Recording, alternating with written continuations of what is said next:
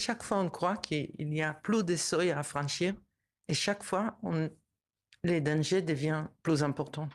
Ce qui se passe maintenant est catastrophique pour nous tous, en Europe, dans le Moyen-Orient, évidemment en Israël-Palestine et en Iran. Moi, dès le début, chaque fois qu'on parle de ces conflits-là, je pense aux citoyens. Je pense à ma mère qui a 94 ans, qui ne veut pas descendre à l'abri en disant pourquoi. Beaucoup de copains que j'ai à Gaza, aux personnes que je connais à Téhéran, et c'est des civils qui sont là, qui vont vivre, et on est en train d'un théâtre de guerre et pas possible, avec les caprices de cet nouveau roi du monde, Trump, qui chaque jour décide notre décision.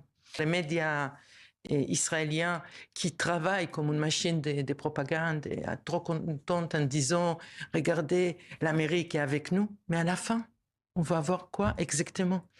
En Israël, on a déjà des milliers et milliers de personnes qui sont sans abri, c'est-à-dire qui ont perdu leur maison, qui habitent dans les hôtels, qui habitent chez les jeunes. On a des dizaines de milliers d'appartements inhabitables. Il faut parler d'abord de Gaza et de Téhéran, on a beaucoup plus de victimes. Mais c'est juste pour vous dire que même avec ça, même avec un prix très lourd qu'on paye, la société israélienne soutient le gouvernement de Netanyahou, soutient Donald Trump. Alors, ok, maintenant on soutient, c'est là, mais on va où exactement?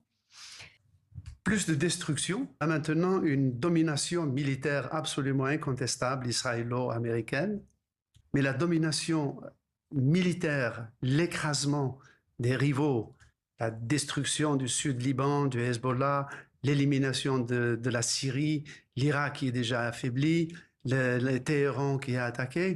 Pourquoi? Quel est le but de cette guerre? On ne voit pas les États-Unis étaient une puissance, c'est-à-dire avec la force plus le droit, et bien maintenant c'est une pure force brute qui détruit mais est incapable de proposer au peuple humilié, frappé, battu, même vaincu, de leur proposer un sauf-conduit. Qu'est-ce qu'il y aura après? Et pour Israël, d'une certaine manière, même si Israël aujourd'hui triomphe, l'État d'Israël triomphe, je trouve qu'il s'est mis dans une situation, du point de vue historique, terrible.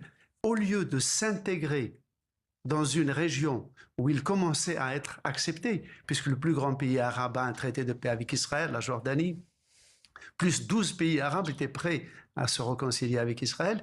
Au lieu de continuer de s'intégrer dans une région, il s'active à désintégrer les pays qui sont autour de lui.